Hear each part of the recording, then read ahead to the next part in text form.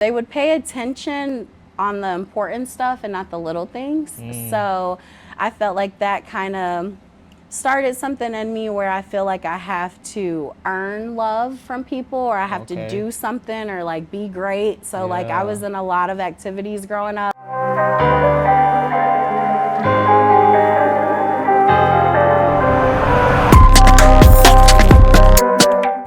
All right, guys, welcome to another podcast of Minds Worth Noting. I have the pleasure to have Imani here.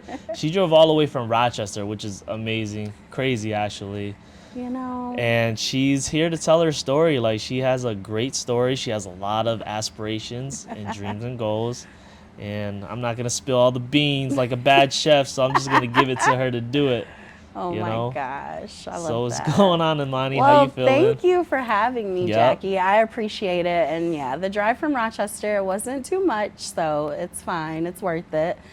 I definitely have a story to tell. I've been on the journey of life, just trying to figure it all out. Originally, I was born in Rochester. Okay. And lived there with my parents till I was about 3 years old. And then at the time, we started the back and forth between Rochester and Nashville. So basically, my dad's sister, she had passed away from lupus. Damn. And she had 3 kids down there, and my grandmother needed help taking care of the kids. So my dad decided to step up and wanted to move us to Nashville, Tennessee. Okay, go ahead, Dad. So yeah, shout out to my dad. So literally, we moved to Nashville, and my dad was kind of helping taking care of them. That kind of started the transition of like the back and forth. So overall, I've moved 27 times between Rochester and Nashville. So a lot of moving, a lot of instability, a lot of figuring it out, a lot of adapting to new environments, new people. Been through a lot of different things in life. My parents, they were married for a couple years, and they ended up getting a divorce when I was about in like 6th grade. So I would say like the year of 5th grade, when they were kind of going through their transition, they sent me back to Rochester for a summer. It was a horrible summer, and some abuse occurred between, a family member. And that was like kind of the turning point, I would say, in life for me. It kind of shut me down and took away my personality, took away my light for a little while. And I just kind of turned into a different kid, kind of quiet, kind of like reserved. And I would say like most trauma, like you put it out of your mind to protect yourself. So for a long time, I just forgot that it even happened, honestly, and just kind of started growing up. I love my parents, shout out to both of them, but they were so focused on like everything else that was going on, and I was a pretty good kid growing up, so I never really required much from them. So they kind of made it to where they would pay attention on the important stuff and not the little things. So I felt like that kind of started something in me where I feel like I have to earn love from people, or I have to do something, or like be great. So like I was in a lot of activities growing up. Like I danced, I had softball, like just all types of different things. My dad had me in a bowling league at one point. So like bowling? I was doing all these things. Bowler, a little bowl, a couple strikes, a little turkey, So literally with that, it was just kind of like they were there, but they weren't present. And so I feel like a lot of times parents sometimes, they're there and they, that they love you, but they're not present. They're not there for you when you really kind of need them in different ways. And sometimes they're not conscious of how they're teaching you love, or how they're showing you love. And so they just made it to a point where I felt like unless I was like on principal's list or honor roll or dance recitals or games, like they weren't really paying attention. And so I feel like that kind of took me into my middle school years and high school years, where it was like, okay, like we're gonna get attention from the little boys around here. So you was a fast one. Nah, I was kidding. Not fast, okay? It never gave fast, first of all. It never gave fast. But it was just Yeah. like, I was like, okay, like, I'll get love from like a boyfriend. So I literally had like my Okay. first boyfriend in literally like 7th grade. Damn. I know, that's young. So, Mm-hmm. I think this generation is a little bit more fast, so like let's keep it Oh, okay. cute. Let's So, keep it cute. all right. So It's justifying your fastness, just but okay, yeah, yeah. it's Yeah, justifiable. these kids nowadays are just worse. They're you know? worse. Yeah, but I was fast in my day, I but was a these little they worse. fast. It was a little jog, not a full sprint. Okay, the kids these days Yeah. are sprinting. Yeah, that's funny. So basically, it's like I started like my first relationship, and sadly, like he was young, whatever. So it was toxic already in like 7th grade, and it was like I feel like middle school is when kids start like cussing a lot and they want to like be grown behind their parents' back. So he was like verbally abusive, like now that I look back on it. And so Damn. that was like first experience of like puppy love. Yeah, yeah. And that kind of led to, okay, accepting like bad treatment from a guy. And so then it's like I started growing up a little bit, moved back to New York for my freshman year of high school, and that's when I was still just kind of figuring things out. At that point, my dad was in Nashville, my mom was in New York, so now I'm like having this long distance relationship with my father, and of course he was there on the phone but not present again. Right, So right. with my mom, I feel like the teenagers started getting rough. That's when my mouth started developing a little crazy. And not that I was just like disrespectful, because I've never been that type of person, but it was just the sense of like me and her were just like beefing. Like anything she told me, I didn't want to hear it. And then it was just the fact of like, oh, I don't want to live here. I want to go live with my dad. So then that started that whole war of like, no, you need to stay here. No, you need to go there. So I was like, yeah, I'm going to go live with my dad. So did 9th grade in New York. My 10th grade year, I started in Nashville, and I went to high school down there. And when I was doing that, I just, like, for the first time, now I'm with my dad. He's the cool parent. So Always, us dads be the cool parents. Y'all dads moms are be just, cool. y'all be so strict. You be like, yeah, go ask your dad. You Go already ask your know. Don't even ask your dad. dad because you already know he's gonna be like, yeah, Exactly. good. He's like, You yeah, good. whatever. Yeah. So, and like, not to put him out there like that, but my dad was also a drug addict. So he had an addiction problem. And so he was not paying attention at all. So when I was in 10th grade, it was like just anything was going. I smoked for the first time, I drank for the first time, and I lost my virginity for Oh, the you was first outside. time. I was outside all the way, full throttle. I was outside, and it's like he's like somewhere kind of dozing off. Yeah, So like that's he's not crazy. really Dozing paying attention. Yeah. Sorry, Dad, but Oh my God, those yeah, nods, those nod offs Oh, were crazy. man. So, and he's clean and sober That's good. for about a decade Hell now. yeah. So shout out to him Shout for out, changing Pops. his life. Yes. But yeah, so it was like, I kind of started like wilding out a little bit and kind of got in this mindset of like, okay, if I give someone what they want, then I'll get what I want from them. And so it started this kind of performance when it came to love and relationships, and just like, okay, I have to do something for this person to love me back or pay attention or show up for me. And that's something you learned And when you were a child I with your parents. did. I Yeah. did learn that from them, and it's no fault to them. They did a great job in a lot of other areas for sure, but it was just in the way that I would like receive love, or I felt like I wasn't worthy to ask for things from people, so I would never really ask for things. I always wanted to be like the friend or the girlfriend who was just like cool, not problematic for real, like just kind of would take whatever was given to me instead of like what I deserved.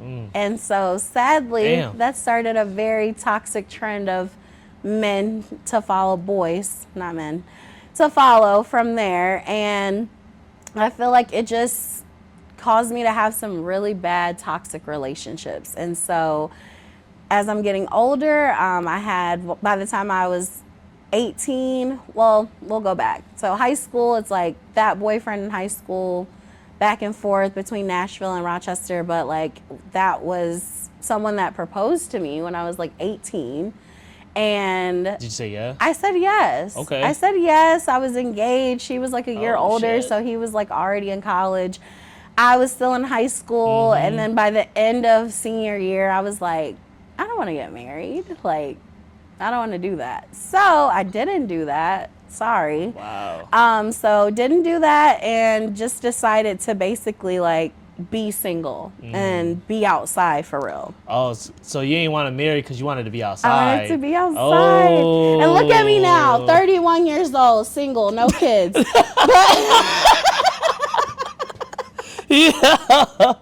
Yeah. Yeah, I know he's probably somewhere laughing like, look at your ass now. But it's cool. It's cool. See, y'all don't be knowing what y'all want. It's cool though. Yeah. It's all good. It's all good. And me and him we're actually like still cool to this Oh, that's day. cool. So it's like it's cool. Is he married? It's fine. He's not married. Okay. Not married yet, I guess. Oh, there y'all I'm go. sure it's Me. No? Chill out. Okay, Chill all right, out. forget it. So Forget no, it. he's in a relationship. He's in a happy relationship. She's cool. He's cool. It's cool. So, literally That decided. eye roll right there. Y'all peep that though. That eye roll. It's all good. It's all love. You know, I'm not hating. So basically, yeah, decided to be outside for real. So now it's like I graduated. I'm 18. I'm grown. I took a year off before I went to, or not a year, a semester off before I started my whole college journey. And then like, yeah, I was just kind of outside. I was turned up with my friends, smoking, drinking, wilding out. And that was, you know, some good times for sure. I'm sure it was. Wish I did it a little different back then, but it is what it is. And so that kind of led into like drinking a lot in college. Once I got there, I set it up to where my schedule, I only had classes like 2 days out the week. So I had a lot of free time. I lived on the dorms. I went to GCC, Genesee Community College, and for nursing. That's where like the whole nursing dream first started. And so I did college for a little while. Unfortunately, like my mom was a single mom. She couldn't afford to like keep paying for me to stay on the dorms. So I had to come home, came home, and then that's when I started dating. His name is Trayvon, and I'll say it only because he has passed away now. But basically, like, started dating him.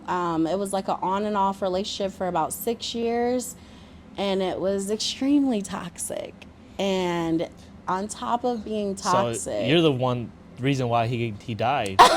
Damn, that's crazy. now I'm a killer. Okay, I ain't no killer, but don't push me. So literally. Yeah, my boy was stressed out for 6 years. No. Oh, Lord. I'm surprised he didn't take me with him because he was stressing me out. God rest his soul. Oh but my God. it was real toxic. It was really toxic. And like we started off in Rochester, ended up moving to Nashville. That was like first apartment, first time living with someone. I'm only like 20 years old at this point. And yeah, it was really toxic. A lot of like just verbal, mental, sometimes physical abuse. And mostly me physically abusing him. I won't lie. Damn, you was an ass beater. Oh no! It was only a couple times. Only a couple of times Only is a couple crazy. times. You was Man, out here you shouldn't beating. be cheating on women. Oh That's man! loving you and taking care Oh of nah, you. you should not be beating nobody You ass should not, though. it's both. Yeah, you shouldn't should just cheat. walk away. You shouldn't cheat. You shouldn't beat. But Yeah, no, I mean, was young facts, and I but take accountability. It was toxic. He also had like a very like random kind of medical condition. So basically, he would get really sick all the time. But when he was well, he was doing him to the fullest extent. And so that kind of put me into like caregiver mode. So then it's like I'm taking care of him. I'm like missing work. I'm losing jobs at this point because he has so many hospital visits. And again, it's like he's cheating, but then it's like I moved him to this state. Mm. I'm the only person he has, so it's like I have to be there, I have to show up. So I feel like that in a sense also taught me to kind of like put my pride and feelings to the side and like take care of someone even though they're like hurting me and Right. like traumatizing me. And it just continued to build. So it's like even with him, like I always wanted to make sure everything was right. All the appointments were scheduled, all of the clinical trials we're signing up for him. We're doing all of these things to try to help his medical condition, but I'm also kind of like dying inside. Mm. And so I felt like with that whole relationship, it was just real toxic, and it got to a point where I was just like, all right, this has got to stop. And in between the relationship, it's like all this moving. So like me and him by ourselves, we moved a couple times in different places, and it was a point in time where we had like broken up, separated. He was like in a different state. I was still in Nashville. I'm like homeless at this point, Mm. sleeping in my car at the Walmart parking lot, like hoping no crackheads bother me. It was a little rough out here. Damn. It was a little rough because I feel like I also never really, like, I left home at 18 and never, like, lived with my parents again. Mm. So being out there in the world, the big bag world on my own, it was just like figuring everything out. And then Mm. I just like jumped into like playing house where it's like I'm doing all these wifely duties, cooking, cleaning, laundry, and it also just kind of put me to a point where it's like the men in my life, I seen them very dependent on women and Mm. like in a state where they don't have their things together in a way where I'm the one that's forced to kind of like take care of them, step up for them, make sure that everyone's good. And so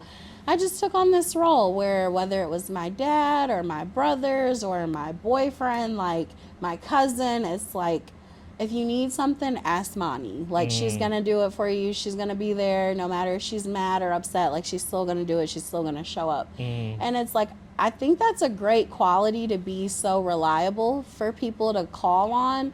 But it's like, who do I call on? Right. Like, who Right. do I have when Mm. I'm going through things? And so, just with all the kind of toxic relationships, the back and forth, in 2021 is when he passed away, and it was a lot of betrayal in there, like Mm. sleeping with the best friends. So it's Ooh. like the best friends betraying, the boyfriends betraying, and of course naturally like it just put me in like a very like high anxiety type of vibe all the Mm-hmm. time. I started experiencing depression for the first time, and I would say like after we broke up in 2021 and like he passed away, it was just like, okay, now I don't know how to deal with grief. Like I've never Right. had anyone this close to me die. I never had really experienced grief, and that's a whole different beast. Like Mm-hmm. I couldn't sleep, I couldn't eat, I couldn't function. And so it's like I lost my job, and then my apartment was like up for eviction, and Mm-hmm. like I'm just stressing, I'm struggling, I don't know how to manage my money at this point. Like I'm just down bad in every way. And then from there it's like getting another like toxic situationship, because the thing with me is like I felt like growing up, I never really had just like protection or covering or attention. Mm. So I feel like naturally as a girl, like you want this like knight in shining armor to Mm-hmm. come and save you, like a little damsel in distress. So it's just like such a damsel. So it's just like with that, I just found myself like attracting these type of men that needed me to live their lives, because let's say they didn't have a car or they didn't Mm. have a place to live. So it's like I would be naturally like, oh, I can provide these things so that you can provide me the love and the attention that I am seeking inside. Yeah, that's crazy. And so it was a really toxic, kind of dynamic. And that was even more like verbally and physically abusive. And it just taught me to like be okay with loving people that hurt me. And with like when you love people that hurt you, it really messes up your brain because you're like, this is not good for me, but I don't know anything different. Right. I don't know anything better to expect. I have no expectations of like what this should really look like. And Yeah. so I stayed in these situations because I've always been a lover girl. So I would be in these relationships or situationships for years and years and years. And next thing you know, it's like all my 20s are kind of just like running through. And so in 2021, I get to like the lowest point in my life. Like I said, I was facing eviction. I don't have a job. My boyfriend of 6 years just died. And I don't know what I'm going to do with myself. And so I literally just end up like wanting to commit suicide. And so like in Nashville, everyone knows this is the South. We fully believe in the right to bear arms. And so everyone has a gun, me included. I had multiple guns at this point and would enjoy like going out shooting and like hunting and having a good time. But I had a gun. And so I just remember I was just like in my room and I'm just crying and I just feel so down and so low. And I'm just like, I don't want to be here anymore. And I just remember I was just like, had the gun in my hand and it's cocked.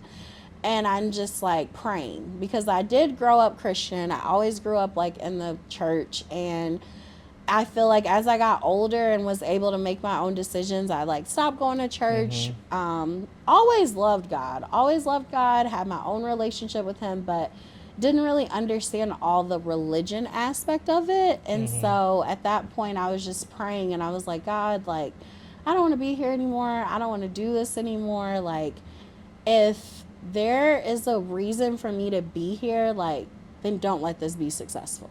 And so I just remember like gun in hand and I'm ready to just like end it all.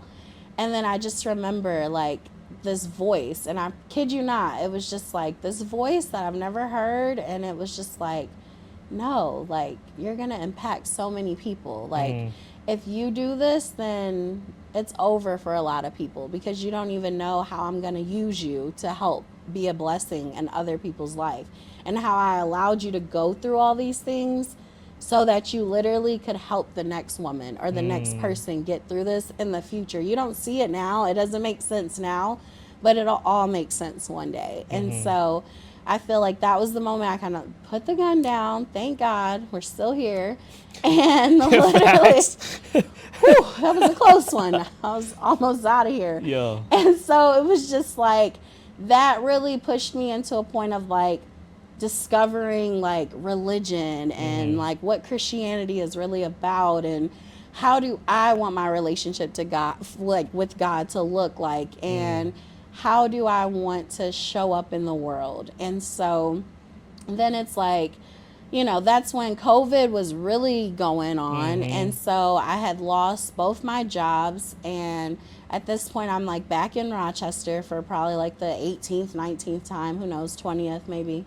And so I'm just like, nothing but time on my hands. Yeah. And I'm in this toxic situation, and I'm just like, yeah, this is not working for me. Like, I don't want to live my life like this. Like, what should I do? And I've always been everyone's therapist, like free therapist. If you guys get some invoices in the mail, it's because I'm like back charging. So basically, Yeah. so I always have been known as that to people. Like, call me when you need advice or you're going through something. I've always kind of been people's safe spaces, like where they can express themselves. So my mom, trying to be helpful, she's like, what is going on with you? Like, your life is a mess. Like, you don't know what you're doing.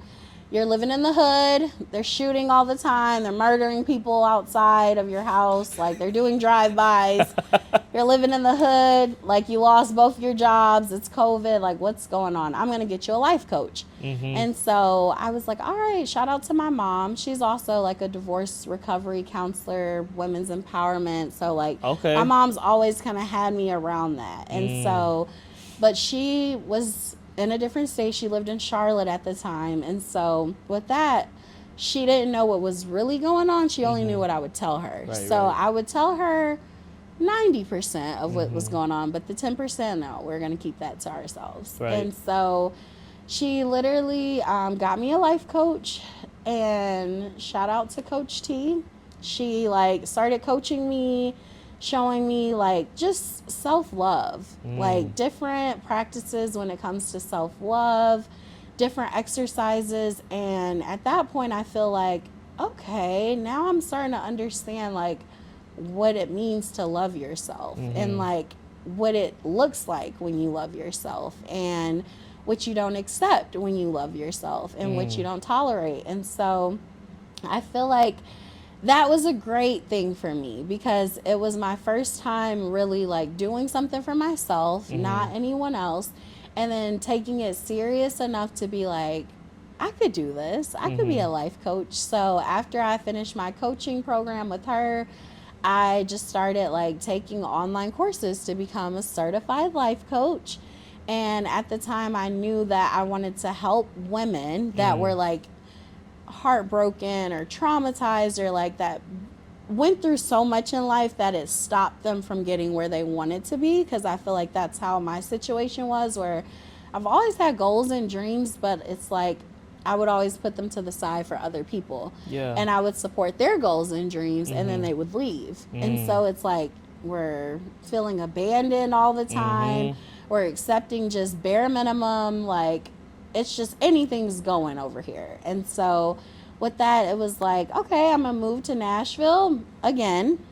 We just love that. It's like every 2 years I'll be like, oh, gotta go. Time's up. So When's the next time here? I'm actually trying to stabilize my life. So we're gonna put off a move to Nashville, hopefully indefinitely. Hopefully I'll find a new city to move to in a couple years. We're gonna stay here for a little while, hopefully. Yeah, we're gonna stay here for a little while. So literally, I just decided like, okay, I'm gonna move to Nashville. I started learning about just kind of being celibate or abstinent, and like going down that path of like not giving out my energy, kind of understanding like the spiritual aspects of sex, and how that deeply like connects you to people, and how kind of every time you give your body to someone, you're kind of giving a piece of yourself to them to take with you, and then you're kind of stuck wondering like, why do I not feel whole within myself? And so that just started that path. I was like, all right, this is cool. I'm gonna be disciplined in this area. I'm gonna have more self-control. Not that I was just out here wilding out, but it was just like, I was looking for love. And so I would kind of get bamboozled a little bit and kind of talked into things that I wasn't really like comfortable with, and would just be like, oh, he loves me, it's okay. And it's like, no, that was not love. So with all that, it was just going down there, struggling. Like I would always pack up my whole house, or I would just get rid of everything and just start over. And so the good thing is I'm very like adaptable. You could like put me anywhere and I'll figure it out how to hustle and survive. And even when it comes to hustling, got into a little dabbling of You was out in the streets. Marijuana cells. Damn. I was, but it was just like all survival mode. Yeah, like everything just surviving. And I would never do anything to like hurt anyone, or like, I wasn't out here robbing people, ski mask on, like none of that.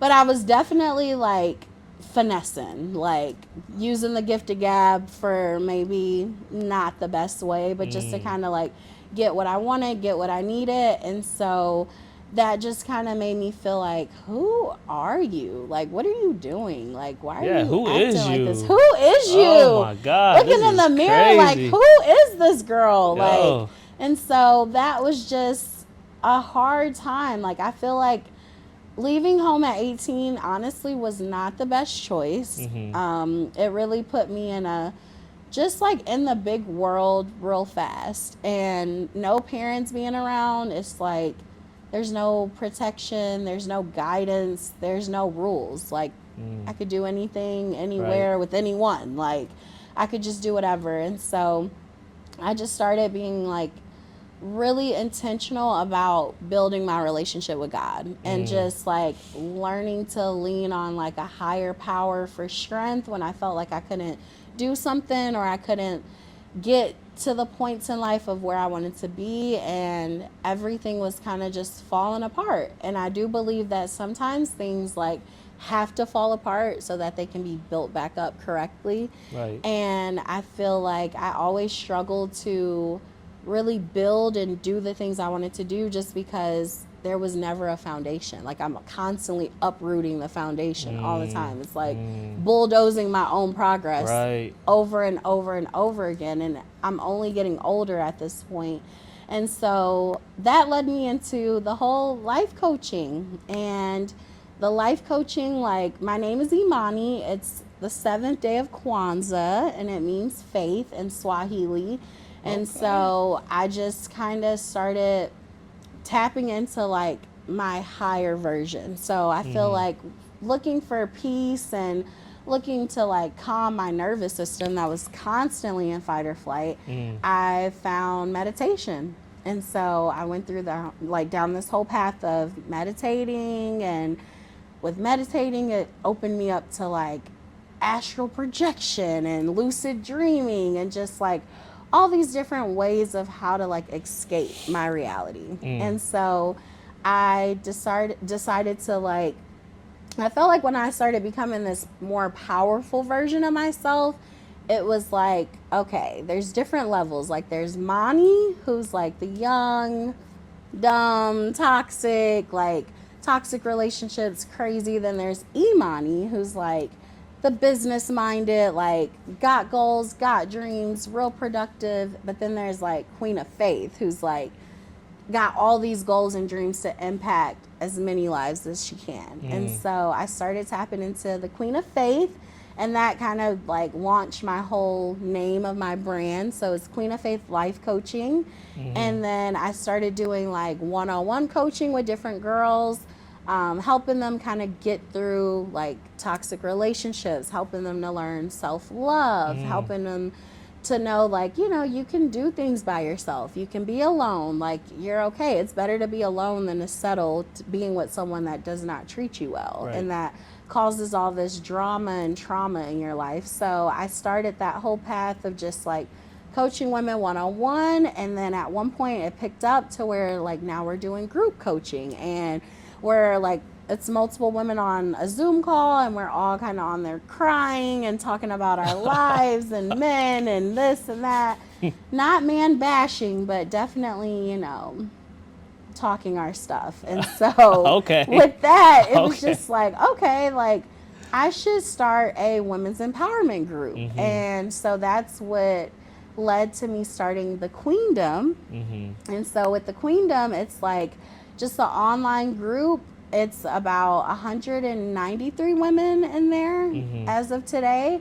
And with the Queendom, we just would all meet on like a regular basis, and it would be different topics. Like, I would be like, okay, this week we're going to talk about like abandonment, or we're going to talk about like feeling like you're not being heard or you're not being seen, and what does that look like, or how does it make you feel? And Mm-hmm. so really just creating these safe spaces for different women to be able to like express themselves and talk Mm. about things that they might have forgotten about. Because when I started this healing journey, at first it was so cute, like, oh my God, I don't need a man, I'm healing, like, I'm meditating, I'm getting into yoga, I'm doing all these things, I feel so great. But then it's like all the traumas started coming back to my brain. And so now I'm like, oh, like, I was molested as a child, or Mm. I did feel abandoned as a child. And I do feel unstable because of how many times I moved back and forth, and all these things just started like coming to the surface. And I feel like people don't really understand, like, when you go through an awakening, it's not pretty. Like, Right. it's very painful because you have to face yourself. And not only face yourself, but then you have to take accountability for the choices you made that Right. led you to the place that you're at today.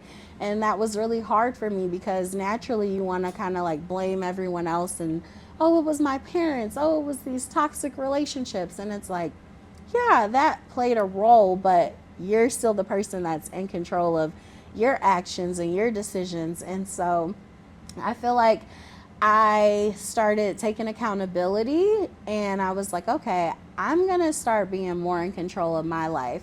I should probably pay attention to my, not only my physical environments, like the hood, but also just like the company I keep. Like, these are friends that I've had that are betraying me. They're Yeah. backstabbing me. They're, like secretly hating on me. Like, I can't be around these type of people and think that I'm going to have this great, amazing life. So Yeah. I feel like I just started being like, all right, let's just focus on building the queendom up. Let's start on, hosting some events and, just having a safe space for women to come and be themselves and talk about who they were, but understand that that's not who you have to just end up being. Right. Like, that you're in control and you have power within you to like change things as long as you start to change. Right. So I literally just intentionally like started changing. So I'm like, all right, let's get some routines going. Let's get ourselves in check in all the areas. So it's like physically, mentally, emotionally, spiritually, and financially. Like, let's start putting focus into all of these buckets on a daily basis to like change our life. And so I feel like when I was doing that, I just started becoming like this different woman, and that's the Queen of Faith. And I just loved her. I loved who she was, but it almost felt like she was like a separate entity than me. And so I'm like, all right, what's going on here? Like, this is getting real spiritual, real spooky around here, because I kind of feel like I have like now all these different versions of myself. Right. So like when I'm tapping into like my hood activities, like that's Mani. But then it's like when I'm at work and I'm, thank you for calling, like on my professional, it's Right. like that's Imani. And then it's like, but then when I'm coaching and I'm like doing other podcasts or I'm like kind of just in my zone, then that's the Queen of Faith. And so I'm like, how can I like merge all these into one? Because I feel like sometimes people don't want to acknowledge their past, but it's like you have to acknowledge the past to be able Right. to understand your present, so then Right. you can plan for your future. And so I'm just like, all right, we gotta get this together and make this like a natural existence, not just kind of like a mask we put on, Right, right. because even though I was the Queen of Faith, I still behind closed doors was like entertaining toxic things here and there, like, or I was still like in places I wasn't supposed to be at anymore. And I would be like out in the club and I'd be looking around and I'm just like, yeah, she's over there twerking on that table. She must need some healing. Like, come on, you need a hug, honey? Like, what's going on? And so I just started getting like really uncomfortable in a lot of different places that I feel like I outgrown. I started going through the times of like family and friends being like, oh, like you're switching up, like you forgot where you came from, like you don't know who you are anymore. And I'm just like, no, I'm discovering who I am. Right. And maybe you should too. Like, a lot of us, I feel like, don't have the capacity to just like sit with yourself Right. and like reflect. And maybe, get a therapist to start working through things and breaking stuff down and kind of connecting those traumas and seeing like, okay, this happened and this is why you do this, or this is why you act like this or think like this. And so I just made it a point where it's like, I want to start experiencing new people, new things. I just want to surround myself with love and kindness, because that's what I am. I feel like I'm just like love and light. And I always strive to be that. I try not to have many like sad down days, even though I do. And I just know that my emotions, I've always kind of been like an empath. And so if someone's sad or feeling something, like I'll start crying because Right. I can feel people's emotions, whether it's good or bad. And I started tapping into that to just be like, okay, if I'm on a random, outing doing something and I see someone or I feel someone's energy, like, let me just talk to them Right. because you never know. And like Yeah. sometimes people just need to get it out, people just need to talk about it. And so at that point is when I made the decision, like, okay, I just want to be like a walking safe space for people. Mm. I just want to be able to like give people love and comfort and show up for them and support them. And Mhm. basically, like, I was giving everyone what I wanted as a Right. kid Right. and like what I want even as an adult. Like, everyone wants someone to support them and Mhm. clap for them. And Mhm. and so sometimes it gets a little discouraging when you are that person because people look at you and they think, okay, like, you're the motivation, you're the Mhm. positive one, so you don't need that from anyone else.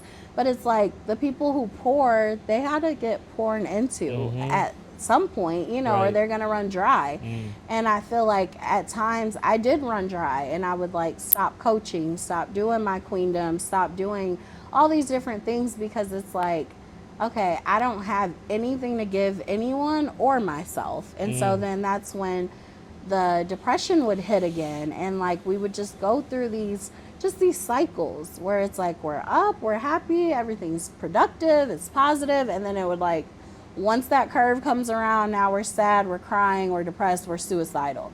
And so Damn. I know Damn. the extremes are Yeah. crazy. So it's like, all right, how did we get here? And so I feel like I got to a point where I'm like, I'm so like happy and positive. Like, how do I keep getting back in these depression episodes? Like, Mhm. how does this keep happening? And I feel like that's what also led me to like start getting into mental health and like really kind of understanding. I feel like it's kind of like a trend now, but it's like, It's definitely a trend. I feel like everybody, like, and some people use it for the wrong reasons to validate their own feelings, but yeah, everybody's on this mental health kick and yeah. trying to be fucking therapists and all this other shit. They don't even go to therapy themselves, and they're just I like trying to preach about fucking whatever. know. And Literally. I'm just like, And Jesus. being woke and Mm-hmm. mental health. And so I'm just like, yeah, no, like, so I just kind of made it a point where, yeah, I just want to be like intentional because I Mm-hmm. felt like a lot of my life was just lived in such an unintentional way. So I realized that when you're not intentional about the moves that you're making, then you'll end up anywhere. Right. So it's That's true. kind of like, That's true. when you're going somewhere and you just driving around, like, you don't know where you are, you don't know the destination, Yeah. like, you could end up anywhere. You can Anywhere. end up, picking Any. up someone and Mm-hmm. dropping them off, and it's just like, what is going on? So I just felt like God really became like my GPS. Mm. And like I was like, okay, I clearly don't make the best choices and decisions. So like let me tap into like a higher power that can guide me on what to do, when to do it, and Mm-hmm. how to do it. And so I feel like it was a very hard time because when you start like elevating in life and changing, then you naturally have to like let things go. Like, Right. I always look at it like if your hands are closed, then you can't receive. So you Mm-hmm. gotta let stuff go. Mm. And you gotta be able to like,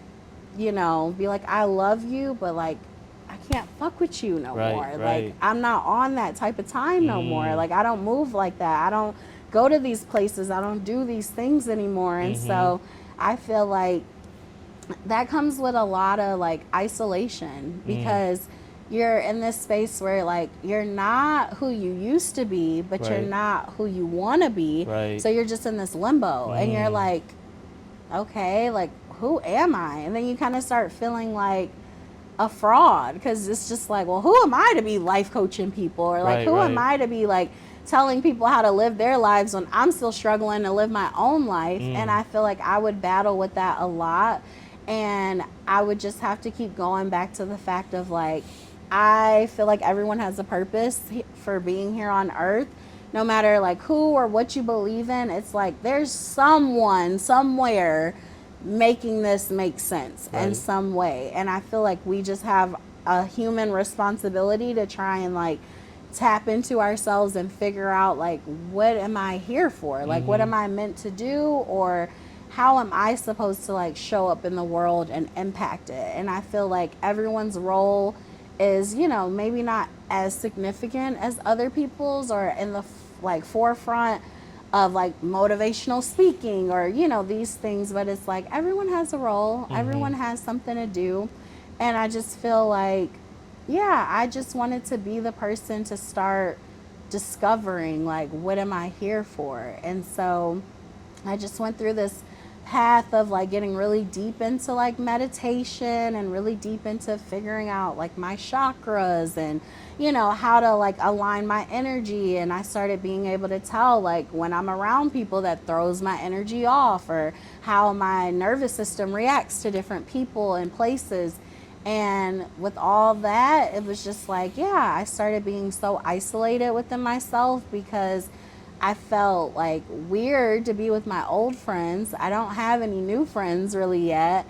And I also have these attachment issues because I've moved all my life. So Mm-hmm. one thing I would always do is like hold on to people. And so that's why I would always be like cool with all the exes and cool with all these people that have done me so wrong, or, you know, still just in contact with like family members that have done me wrong. And it's just such a hard balance because you're like, I don't want to cut everyone off, but then I don't want to violate myself, Right. because I feel like a lot of times I naturally would like violate myself to be someone else's comfort, or like to Mm. help someone else get where they were supposed to go. And it was just like, okay, I keep taking all of me and giving it to all of everyone else, and Mm-hmm. it's just like there's nothing left. Right. So that's what's causing all these depression Mm. episodes and Yeah. all these like suicidal thoughts of wanting to give up. And it was just like, yeah, no, we don't want to live like that. And I feel like I decided again to come back to Rochester for the 28th time. And literally, I decided like I was going to come back here to Rochester and literally like revamp my whole life again. Mm. Like, just redo it. And I love this one quote. My mom would always tell me, like, you're not starting from scratch, you're starting with experience. So, Mm-hmm. like, even though you have to keep starting over, and it doesn't matter how many times, you know, you have to start over, it's just like you're starting from experience. So, like, when you know better, do better. Right. Like, you know, when you've learned this lesson before, like, don't make life keep teaching you the same thing that you Mm-hmm. already know. And so I feel like I just started like deeply paying attention to the life lessons, like Mm. the lessons of having boundaries, Mm. saying no and owning your no and Mm-hmm. standing on it and like not feeling bad about it, like knowing that, you know, if you're not available to like show up for someone, that it's okay. And if they really love you and respect you, they're not gonna cut you off for that. Because I Mm-hmm. feel like I had these attachment issues where it was like people pleasing because I didn't want to lose this person out of my life. And it's like now anybody can go. Yeah. Like anybody can Facts. go, Yeah. because at the end of the day, like all these people that I loved and poured so much into, I wish them the best, but it's like they have gone on with their lives. Mm-hmm. And, you know, there's some people that's still around. I still have great friendships of 15 plus years, 20 plus years, and I love them dearly.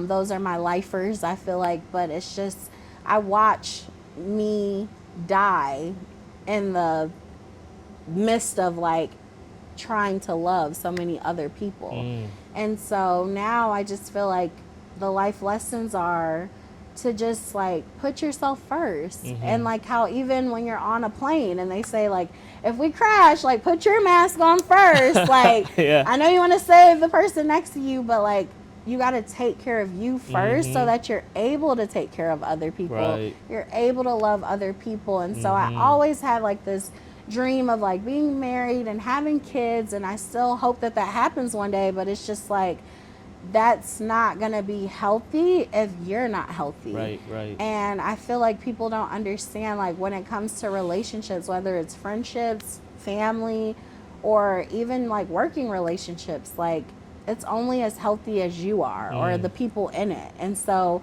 if you're not healthy and you're full of all this trauma and drama and toxicity, it's like that's what it's going to show up as. And Right. so I just try to like just be at peace. Like my peace is very important.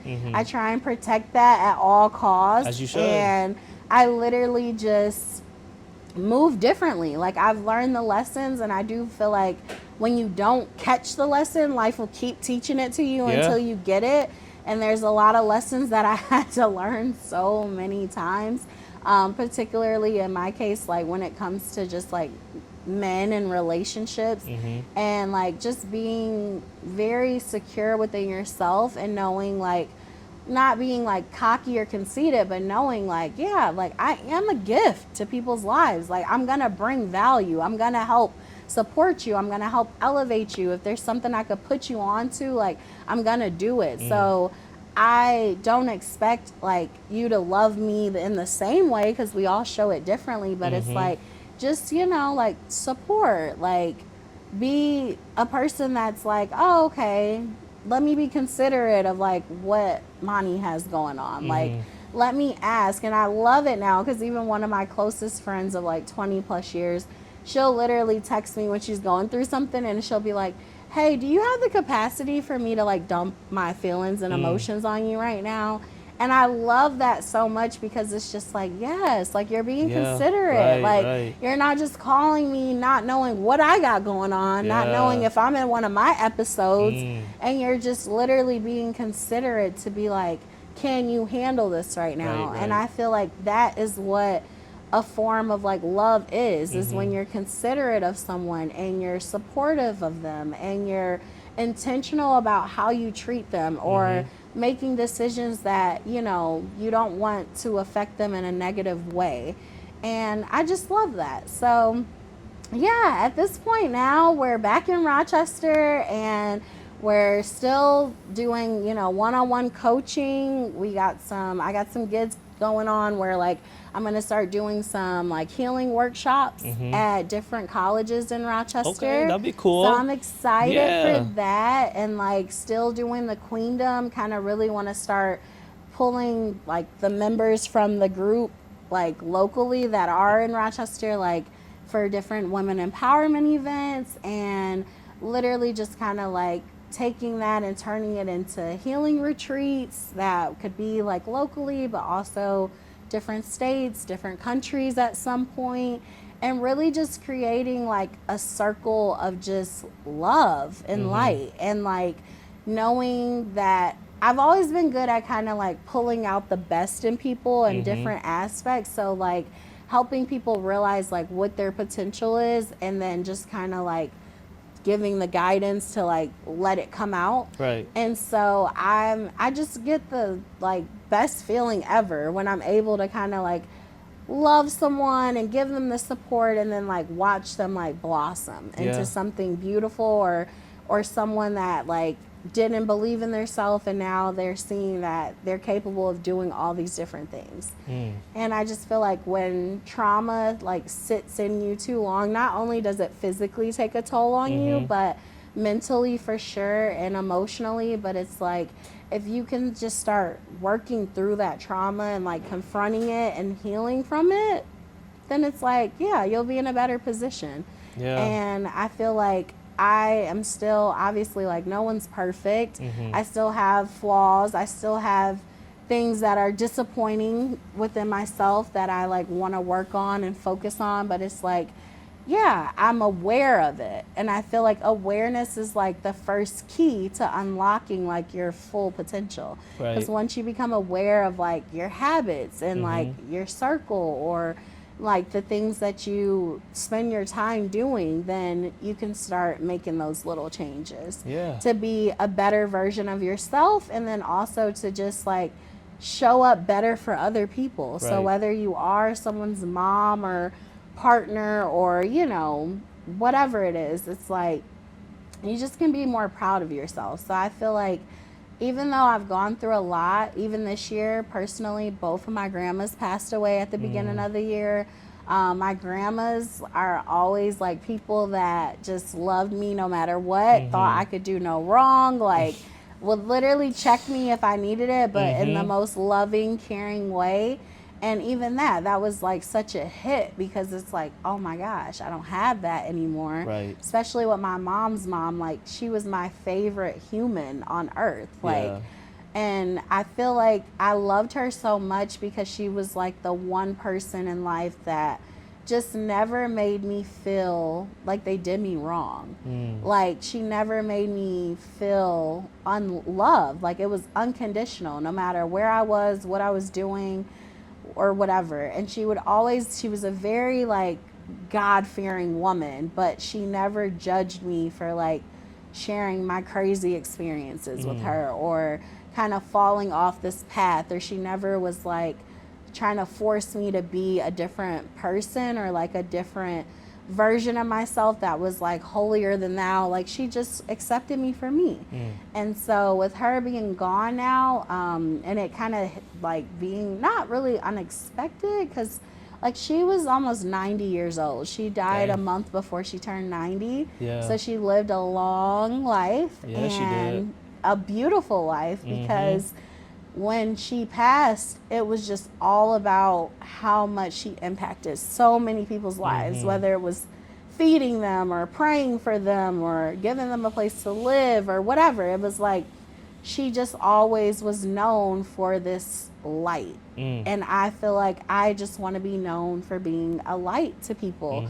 I want people to know me and be like, yeah, like she really like impacted me or she inspired me. And I love when I get like messages and they're like, oh my gosh, like your posts really like saved me from committing suicide, or oh, your posts really like encouraged me to like leave that man alone. Like that post really encouraged me to like go start chasing my dreams or Right. start this course or start doing like, you know, my artistic abilities or whatever. And so it's like I love that because I really feel like, yeah, it's me like naturally kind of being there for people, but it's really like our higher power kind of working through Right. me and like being, because I do feel like God is love and light and it's unconditional. And so I feel like when you are just living in your purpose, no matter what that is or how it looks like, the light and love is going to just shine from you. And so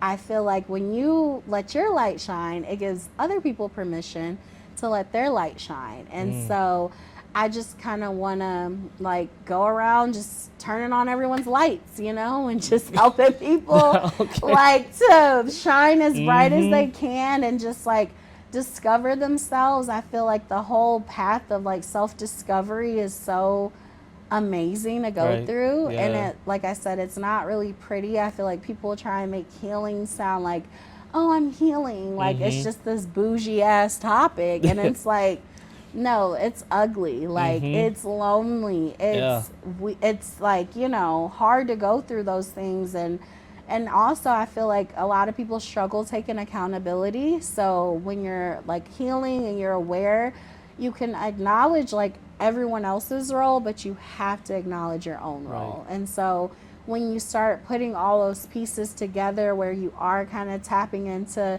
your spirituality in whatever way that looks, and then you're kind of like getting in a place where you are knowing what you want to do with your life or where you want to be, then it gets a little easier to start lining it up.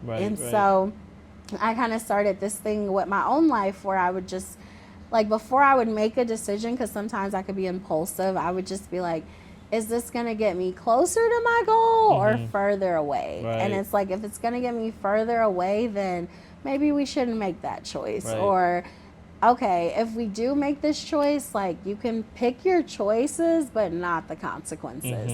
So you got to be ready to, like, deal with whatever's going to come from that. And I feel like kind of having this knowledge of, like, who I am, what my purpose is, what I want in my life, what type of people I want in my life, what I don't want in my life, it's just starting to make it feel a little bit more stable and a little bit more like just naturally not so chaotic, like how I've lived in my whole adulthood.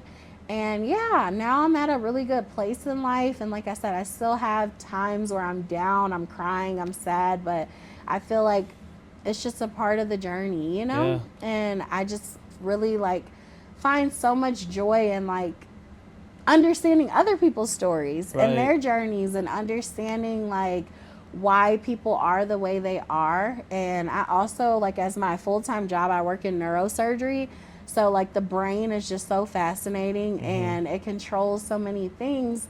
And it's crazy to think that, oh look at You that. just turn it off.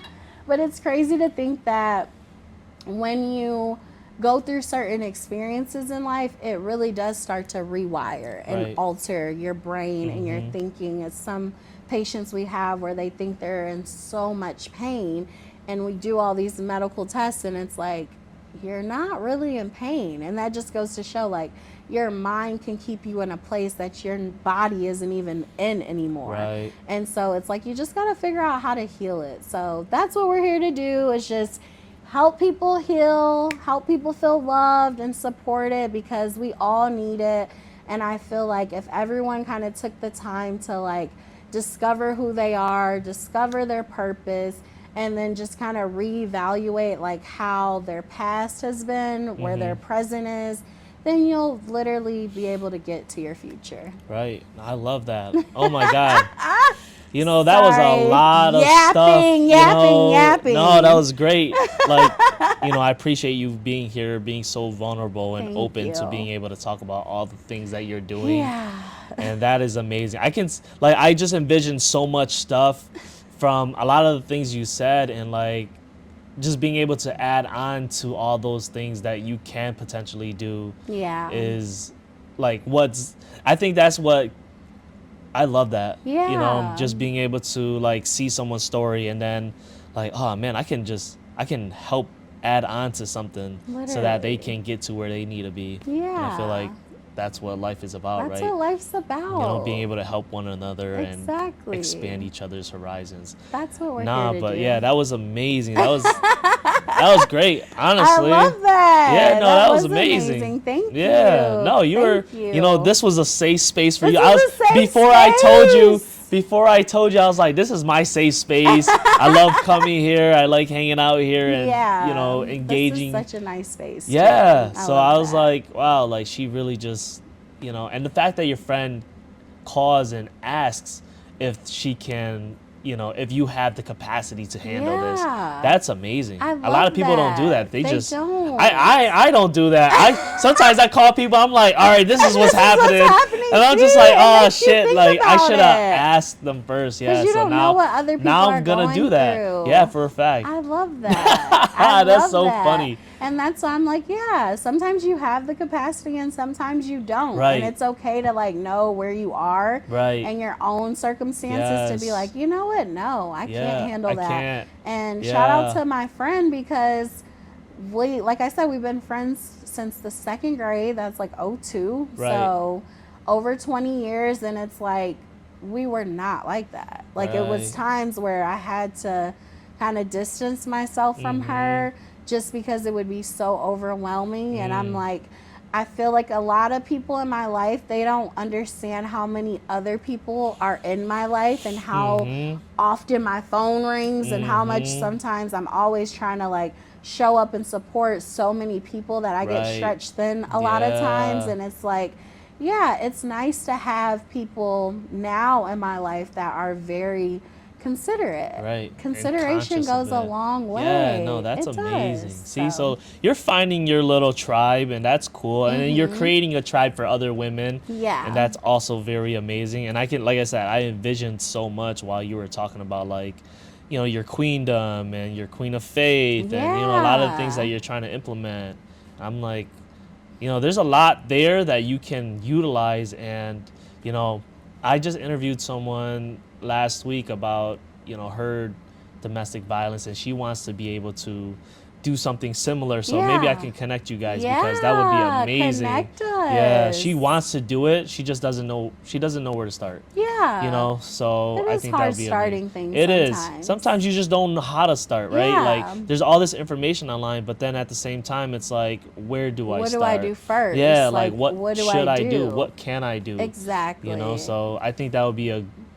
I think you guys will be able to really connect well and really make Yeah. something happen off of that. I love if that. she's willing. Yeah, you of know, course. Because a lot of people want to do stuff, and sometimes there's life gets in the way. We all Life understand definitely gets in the way. It puts pause on a lot of Mhm. things, but like I love that you're kind of being a person that is connecting people and like giving people safe spaces to be Mhm. able to like share their thoughts and their feelings and their journey, and it's like, yeah, that's amazing. I mean, that's the whole point of this. I feel like, Yeah. you know, eventually this will grow into a community rather Yeah. than just a podcast. For sure. I don't care. Like, the podcast is great. I get Of to listen to a course. lot of people's stories and I get to Yeah. network with different people. But the best part is connecting them peoples. Exactly. So, like, finding all these different peoples and, you know, seeing where they can help someone else Yeah. or where someone else can help them. you know? Literally, I And love I think that's the that. point. That is the You know? point. And that's Yeah. why it's like, you know, like-minded people really got to stay connected. Right, right. And really got to like just, you know, go through it together because Mhm. I feel like we were born in a way where we need people. We do. We need Absolutely. people, we need community, all Yeah. this like men don't need women and women don't need men. Mhm. No, we need each other. Yeah. And even in that aspect, I do feel like it's like women and men offer and bring so many different things to the Absolutely, table, yes. and it's like that's how you make a good meal. Yeah. You know, like no, facts. finding Yeah. out what you're good at, Mhm. what I'm good at, and then like putting it together and then impacting as much as we can. Right. And so I feel like the world as a whole is in a state of like just so much hate and anger Yeah. and violence, and Mhm. it's a little spooky out here, and it's just like I always feel like the light will always outshine the Mhm. darkness, and Yeah. that, you know, good will always kind of trump evil in the Mhm. long run. And so it's like, yeah, I feel like if everyone kind of steps up to the plate of like taking responsibility for their own shit and then like not putting it on someone else or like blaming everyone else for it and just taking that accountability, it'll just make better communities and better Mhm. circles, and then that can keep growing, and then Yeah. that is what can lead to a better world. Yeah, no, for sure. I absolutely agree.